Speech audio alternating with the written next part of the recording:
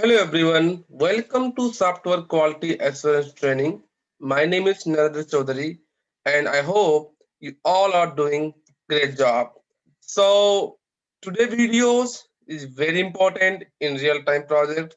So please watch this video very carefully, pause the video and write the note. Otherwise, just watching the video might be confusion for you all. So my small suggestion for everyone is while watching the video, in the middle of the video, pause the video, and after pausing the video, make a note. So let's recap what we have been learned in study. In previous classes. So in previous classes, we covered the number six, right? Which is QA defect. So what we have learned in QA defect, we have learned what is the concept of the defect, right? What is defect means, what are the different steps of the defect, right? What are the different types of defect, right? What are the different level of the defect, how the defect can be fixed, how the defect can be categorized, how the defect can be raised, what is the defect template. All those things we have learned in our topic number 6, which is QA defect. Today topics we are going to learn ETL data warehouse concept. This is very important, and about 99% of the client they are implementing this concept. So in today's topic we are going to learn ETL data warehouse concept. In this sessions, these are the bullet points that we are going to learn today.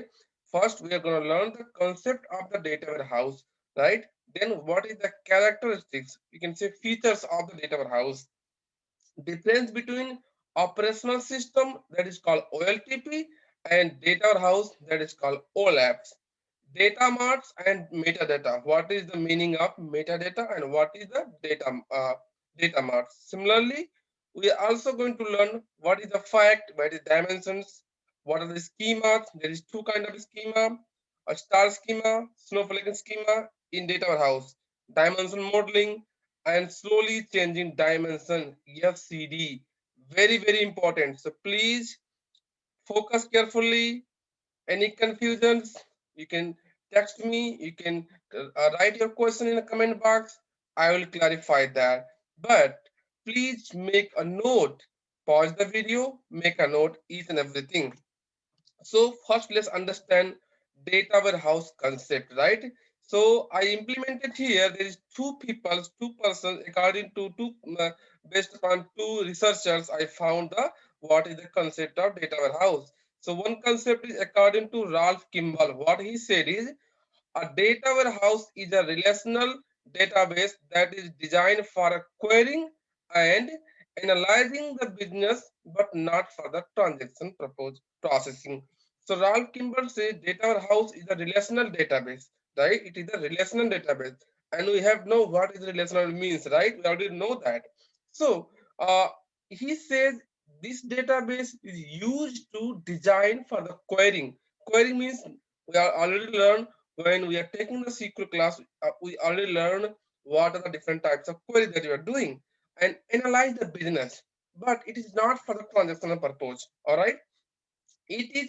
It usually contains the historical data derived from transactional data in different source systems. So this he said this is usually historical data. In this concept, data will be stored as a historic group, a historic purpose, and this data is coming from different sources.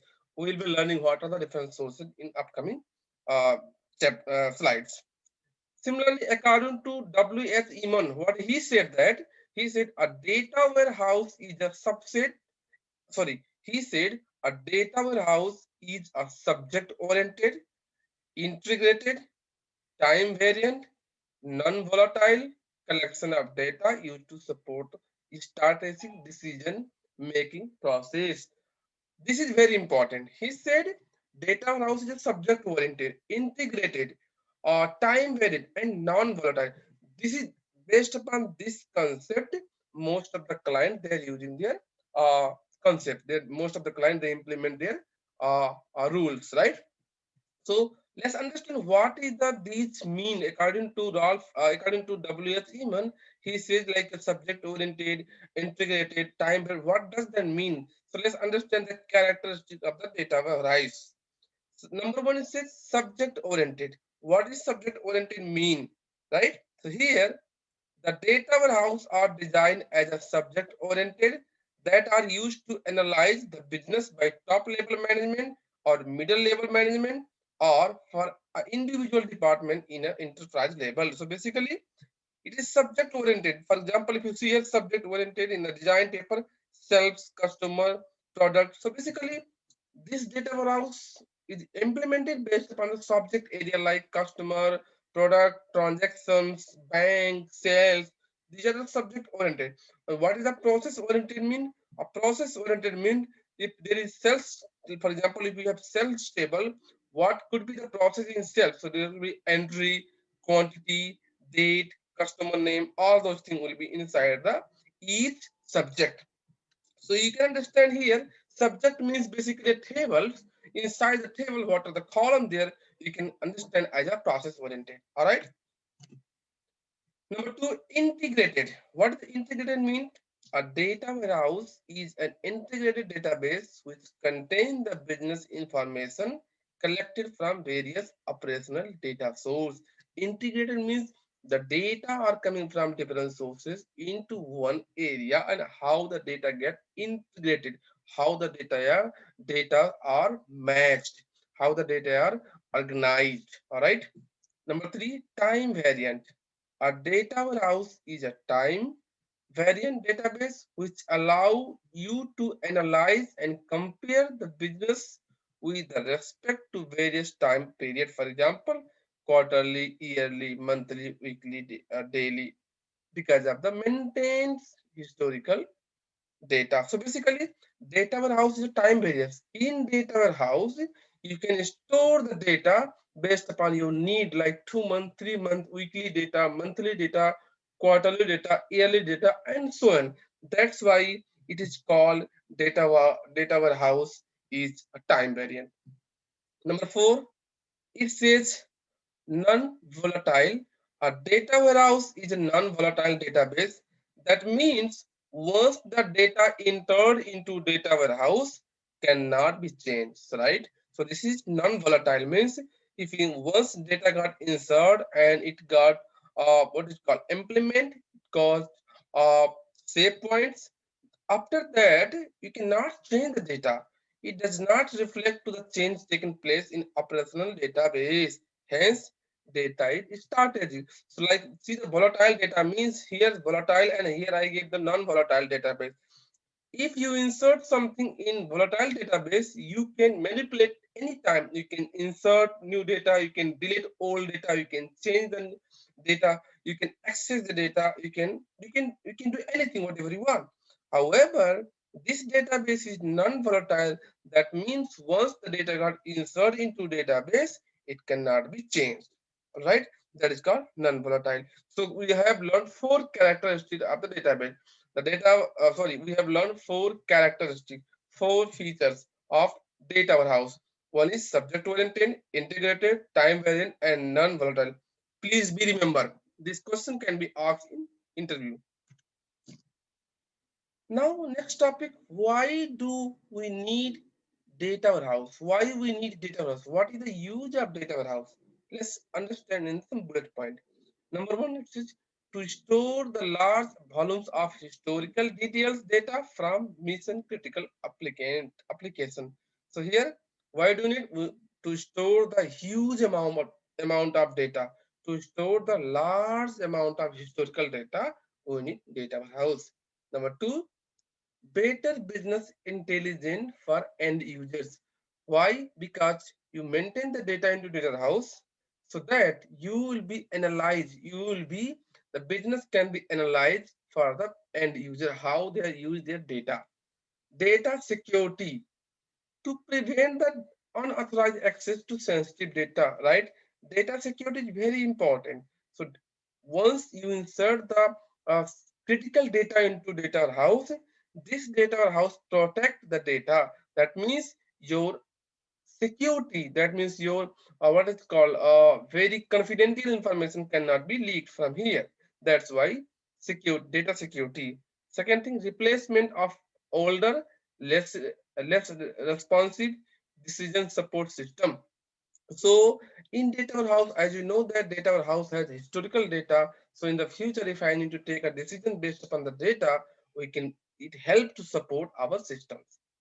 Reduction in time to locate, access, analyze the information, right? It will, because if the data is already in database, in data warehouse, it helps us to reduce our times, and it helps to locate, find out, analyze the information that we need in future. So these are the main purpose of the data warehouse. Data warehouse, the use of data warehouse is to store the large amount of data, to analyze the business, right? Business can analyze their reports and all those things. That's why we need data warehouse. So let's understand difference between OLTP and data warehouse, operational systems and OLAP, online system, right? So here this is OLTP and here is data warehouse. What is the difference? So let's read one by one, line by line. OLTP, it is designed to support the business transactional processing application oriented data. And OLAP, it is designed to support the decision-making process, subject-oriented data. See here, OLTP is designed to business transaction purpose.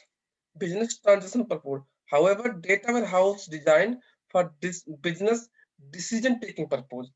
Based upon the data warehouse, business can take decision what to do. Similarly, OLTP hold only current data. That means it will not have the huge number of data it will have only less amount of data. Data warehouse has historical data. Similarly, OLTP has detailed data. OLAP has summarized data.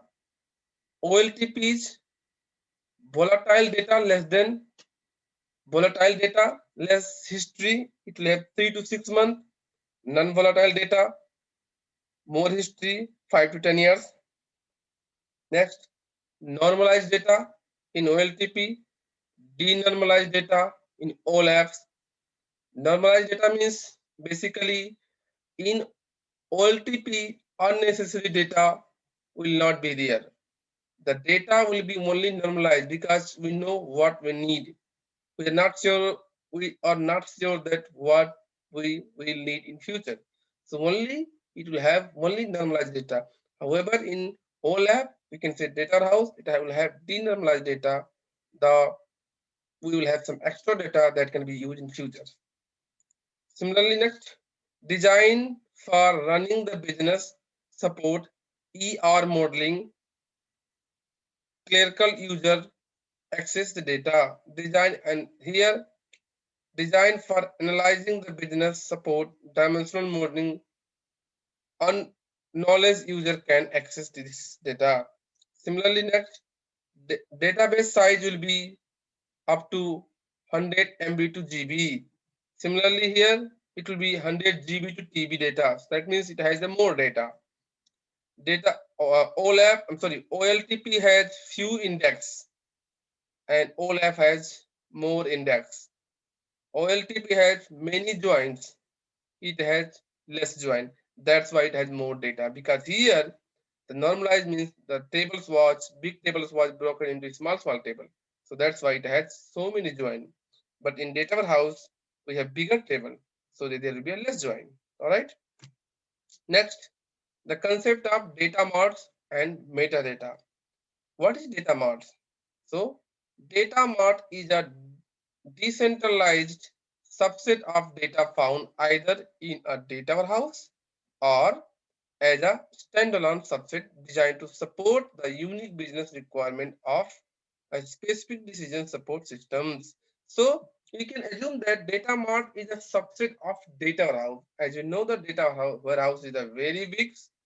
So data mart is a similar kind of thing. For example, if you see the picture here, data warehouse is very big, but from data warehouse, few area going to maintain by some another subject, and that is called data mart. So here, if you see here, data marts, data mart is a subject oriented database which support the business need of middle level like department. A data mart is also called high performance query structure. Why we use the data mart here? For example, if in a company there is a different department, payroll department, HR department, hiring department, right? So data marts can hold each and every area's data. However, data warehouse it hold all the data. Data warehouse will have uh, payroll department information, HR department information, hiring department information. So that it has everything. But data mart is a subset of that. So that means data mart there will be three, four data marts, and one data mart will have payroll department, another data mart will have hiring department information, and another data mart will have uh, what is called hiring department, payroll department, and some other department, right? So this is a subset of data warehouse. So that's simple. If the interviewer asks a questions, what is data mart? You can tell them that the data mart is nothing, but it is a subset of data warehouse which is used by middle level of management to take a decision to make the high performance systems. There are three types of data marts. Okay, there are three types of data mart. Number one, dependent data mart. What is dependent data mart? Very careful here. Okay, in the top-down approach, data mart developed a dependent on enterprise data warehouse, such as data marts are called dependent data mart. Dependent data marts are marts that are fed directly by the data warehouse, sometimes supplemented with other feeds such as external data. So basically, dependent data mart means a data which is depend from some other subject data which is dependent into somewhere else. That is a dependent data marts. So for example, if you see here, let me see, we will learn here that. Okay, what is independent data marts? In the bottom up approach, this is approach name, a data marts development is independent and enterprise data warehouse, such as such data marts are called as independent. So here data mart, here what happened is the data mart was built without any dependency, that is called independent. For example, here what example I can think in my mind is, so dependent data mart means, let's see, we have a big table, we have a employees tables, and employee table has so many information, right? But data mart could have only specific area, like let's see, any client, let's see client ABC, right? That is called data warehouse. But inside there is small data marts like payroll, HR department, hire department. They depend into the main tables, right? So that is dependent. But independent data mart means they are developed for enterprise level. Each an individual data mart will give you the whole information. Embedded data marts. Embedded data marts that are stored with the central data warehouse. All right, that is to the central data warehouse. They can be stored relationally as files or as cube. So in on most of the client, about 80% of client, they are using the embedded data marts. This data marts, in this data marts, data were stored as a relationally, which RDBMS, which can be file or it can be cubes. Cube means basically table level. All right. Now let's see what is data mart. So we have learned here what is data mart. A data mart is a simple forms of data warehouse that we already learned.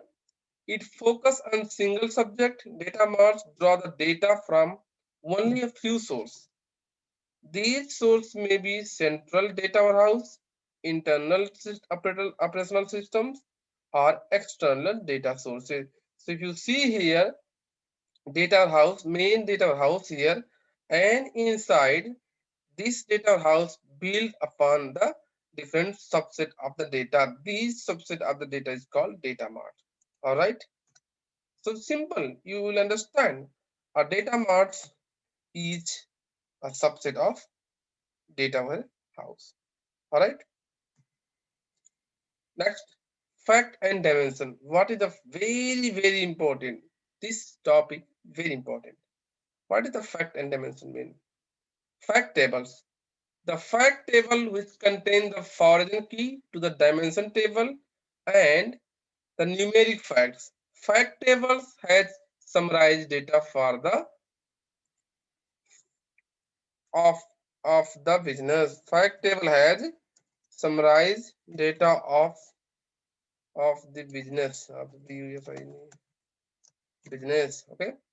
Foreign key in the fact table mapped as primary key to the dimension table. All right. So here let me give you in clear in summary way.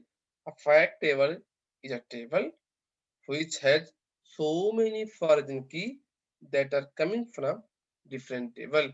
That is called fact table. Fact table has see fact table has multiple FK foreign key which is coming from dimension table. Now what is dimension table means?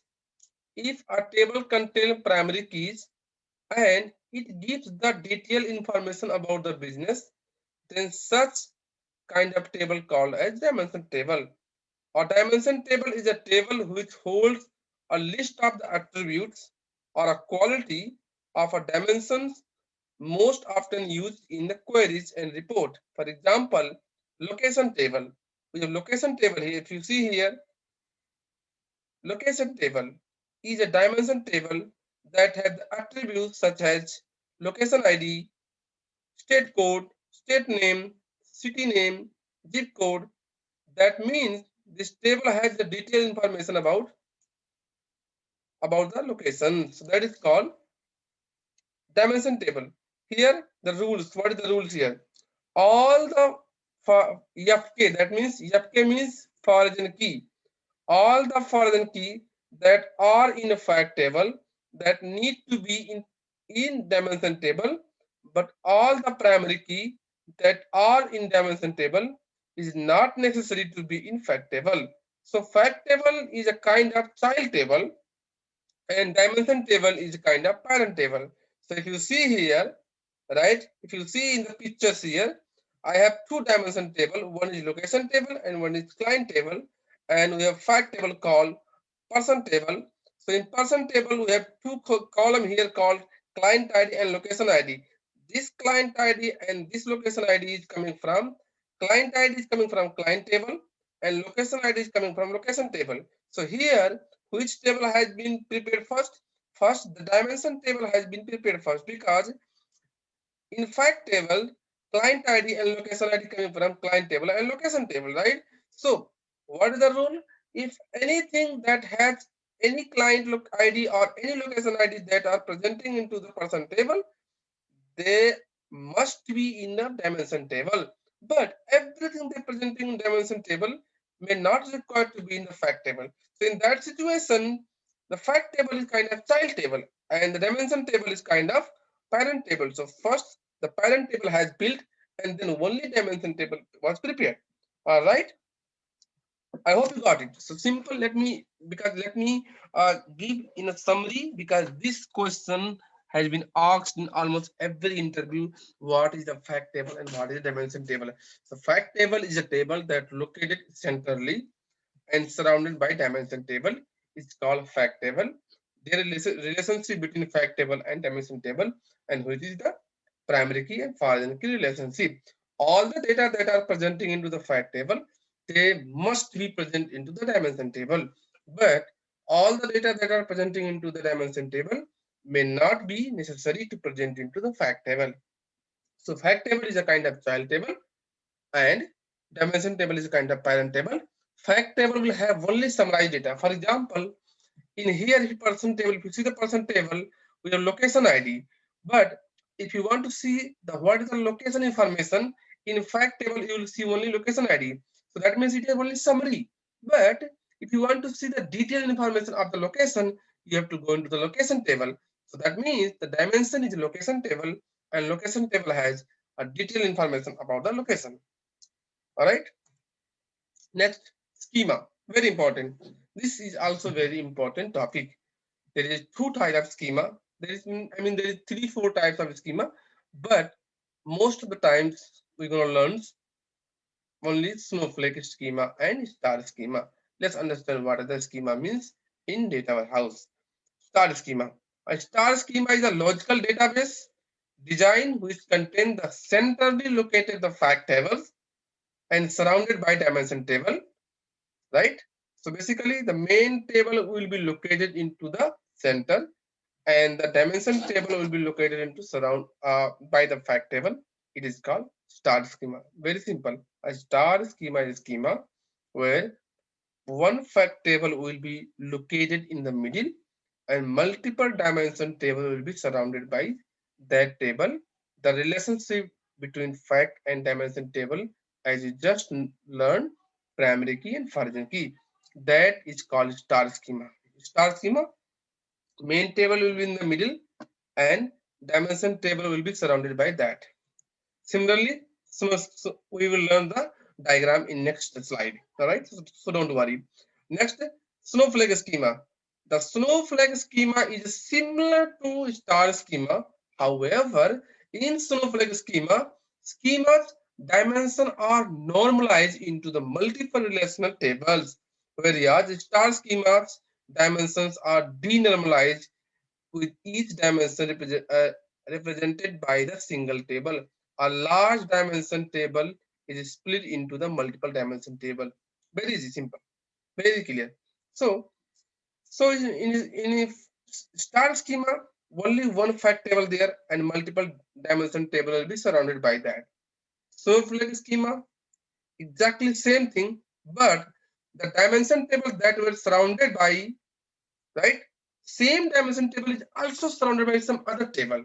So there will be multiple layer. In the middle, one layer, one table, and behind, nearby that fact table, another dimension table, and nearby the dimension table, another dimension table.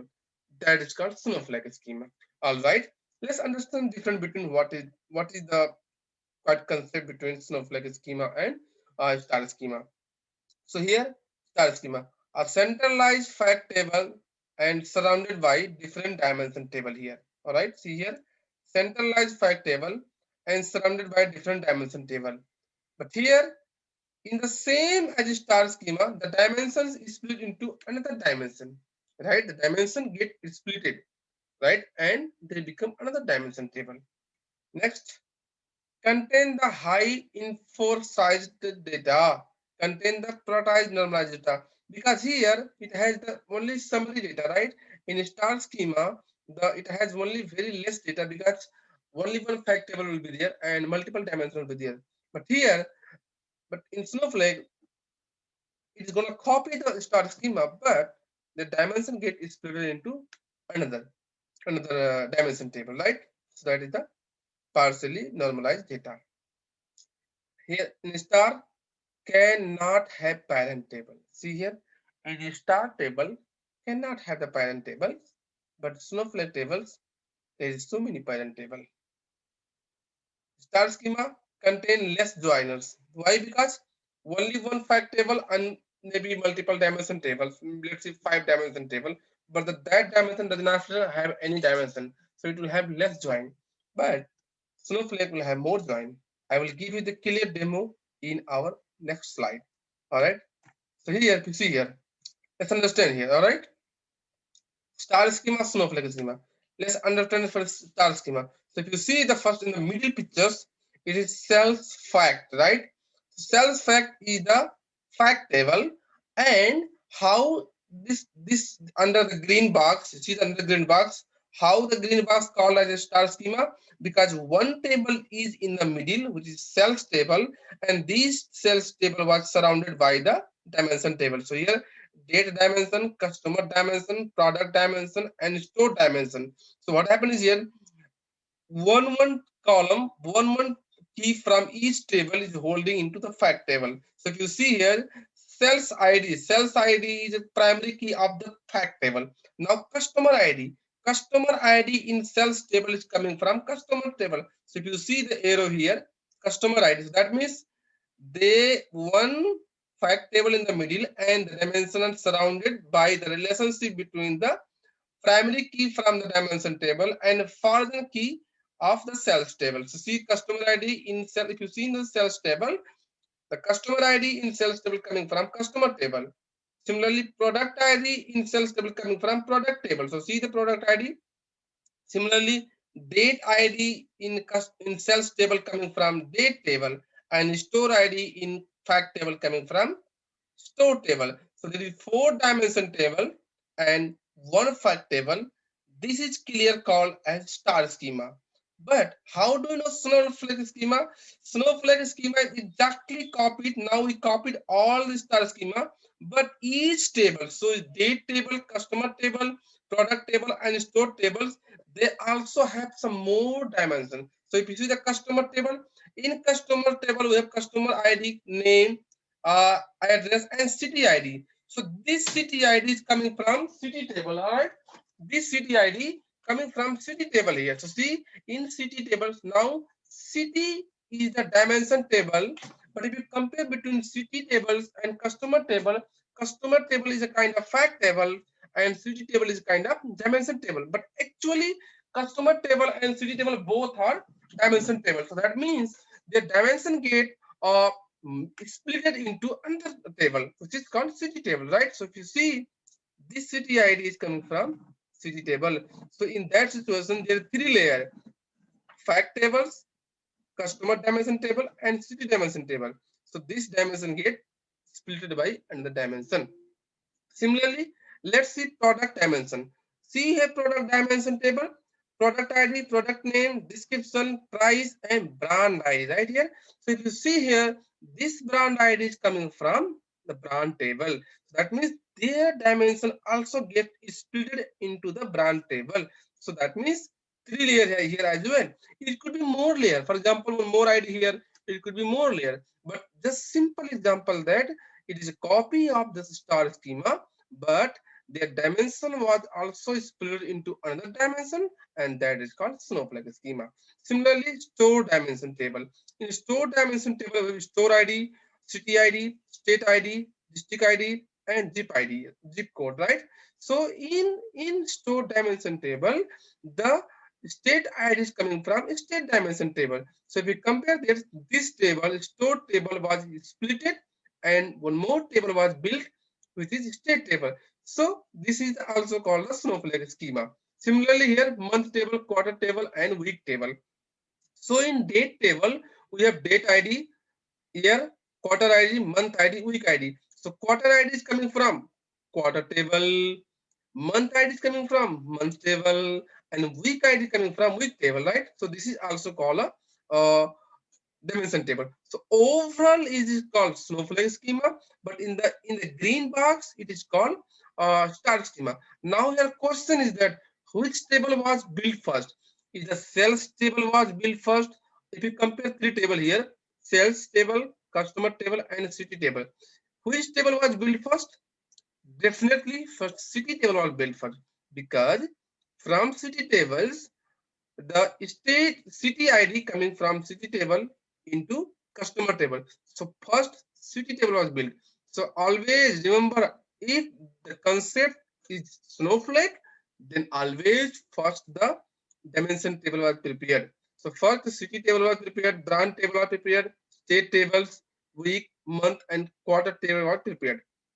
After that, from these outer tables, they combine into 4 tables, which is store table, product table, customer table, and date table. So out of these table, out of outer red box tables, the 4 table was made. Then after this 4 table, sales table was made. All right. So very important. Please try to understand this diagram, and this diagram will help. So the green box, inside the green box diagram is called star schema, and all including green box and red box is called our Snowflake schema. All right. Dimension modeling. Next topic is dimension modeling. So this is also very important, but as a testers, it's not required, but good to have that. All right. So dimension modeling is the method or is the approach to use the design the data warehouse. Dimensions modeling consists main 3 phases: conceptual dimensioning, logical modeling, and physical modeling. Very, very important also. This is also very important. Okay. So what is conceptual modeling means? In the in this data modeler need to understand the scope of the business and business requirement. After understanding the business requirement, the modeler need to identify the lowest level of grounds such as entity and attribute. So in conceptual modeling, the modeler, the business analyst, they have to understand the requirement, right? And once they understand the requirement, they have to find out what is the in scope, what is the out scope, and based upon that, they will create a level of granularity, low level of granularity, which can such as entity and attribute. Entity and attribute means the columns, the fields in the tables. Then logical modeling. In the phase of see, in this phase, after finding the entity and attribute, right? Design dimension table with the lowest level grants such as which are identified at the conceptual modeling. Design fact table with the key performance indicator.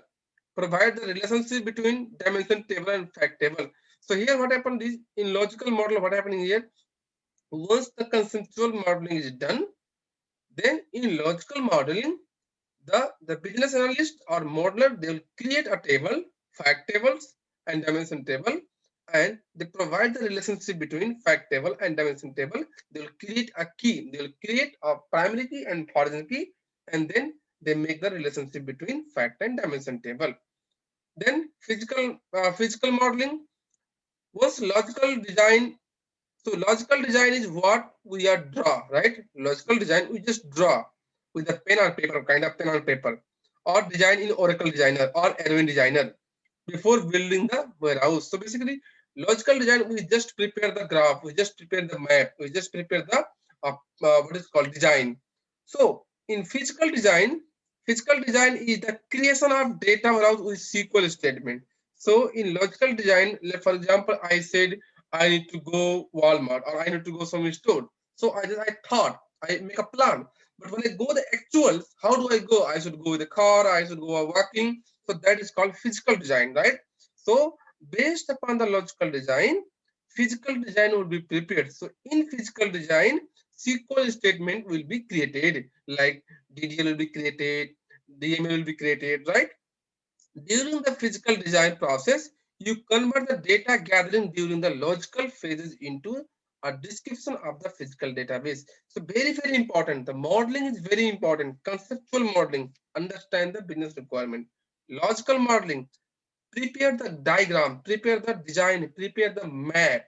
And physical modeling, based upon your map, walk through that. Create the statements. All right. Next, slowly changing dimension, SCD, very, very important. Please be focused and pause the video, write the note. So here, what is the concept of SCD?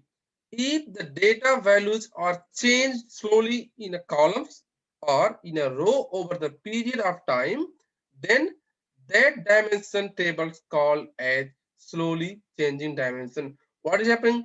You store the data into data warehouse, but if the data keep changing slowly, maybe next month or next year or next week, data keep getting changed or every day also. When the data get changed, that changes is called slowly changing dimension. And how you gonna track that changes? What is the impact of that changes, right? What are the different kind of changes here? So there are main three type of SCD. SCD 1, 2, and 3. What is the SCD 1 means? SCD 1 means a type of slowly changing dimension that keep only the current value. Current value does not maintain the history value. Okay, only keep the current value. It it does not it does not maintain the history value. So SCD1 type says, let's say you have a data and tomorrow data get changed. Then it says if the data get changed, don't keep the old data, throw it out, replace with new one. So for example, I gave in here, let's see, in the beginning in our data warehouse, we have three columns called name, address, and status. And name I have given Narendra, address I have given Charlotte, North Carolina. I start as yes because I was in Charlotte. But after 2 months, I move from Charlotte to Raleigh.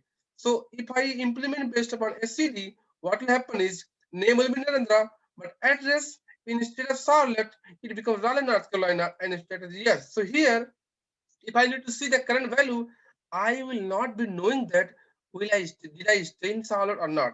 So what is happening here?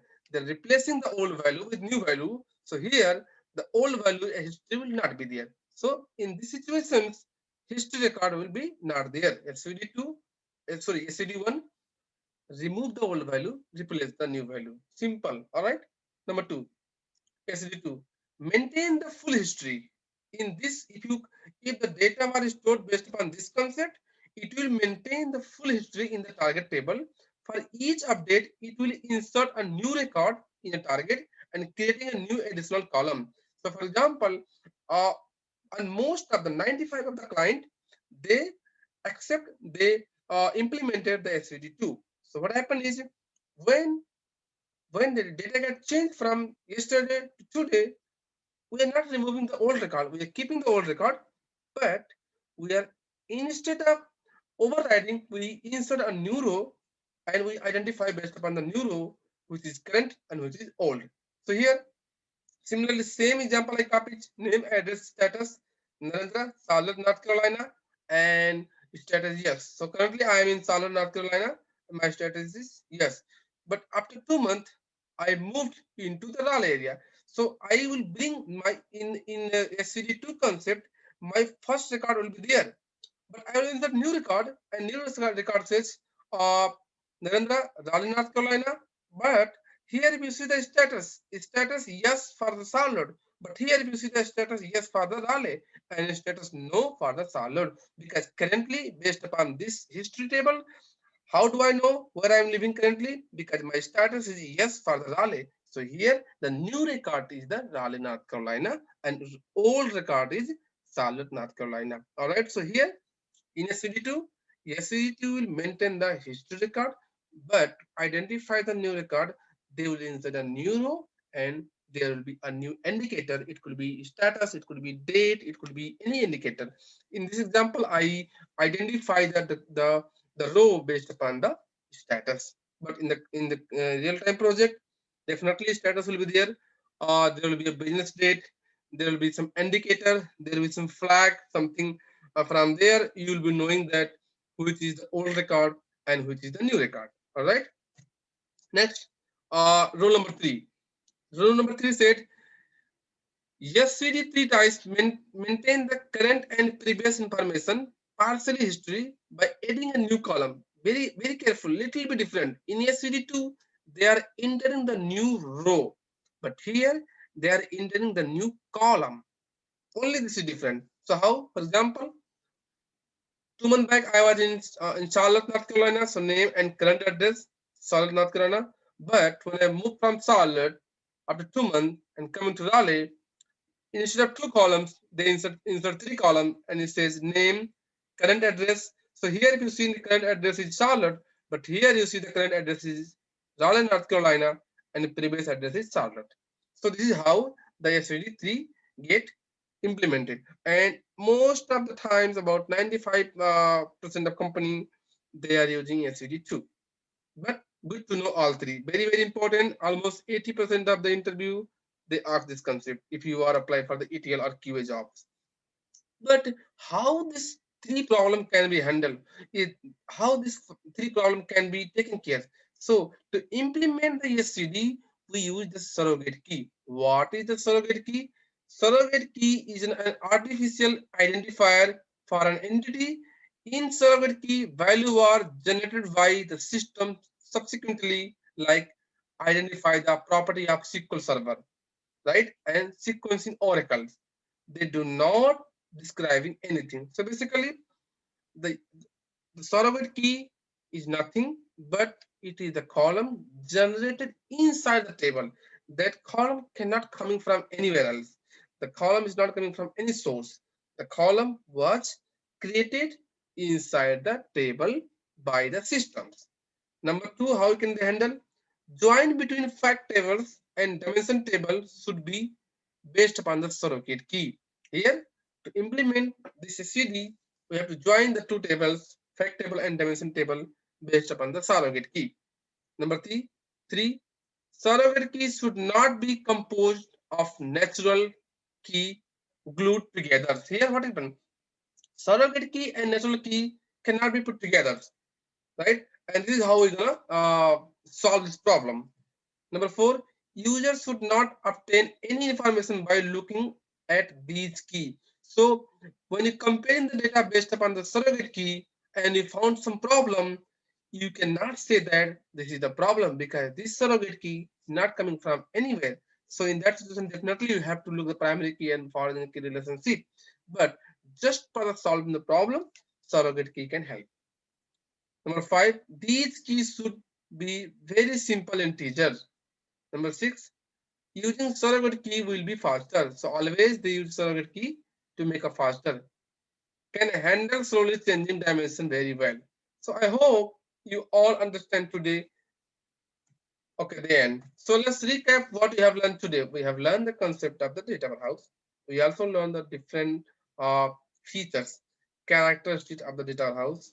We learned uh, dimension, and we have learned fact tables. We have learned uh, dimension modelings, conceptual, physical, logical. We also learned the data marts, data warehouse, right? We learned the slowly changing dimensions. So this is very very important. We will have, I think, one or two more classes for same topics, ETL data warehouse topics. But for now, that's it. And please go ahead, watch the previous video in order to understand in better way. Otherwise, you will get confused. Thanks for watching. Please subscribe my channel. Thank you.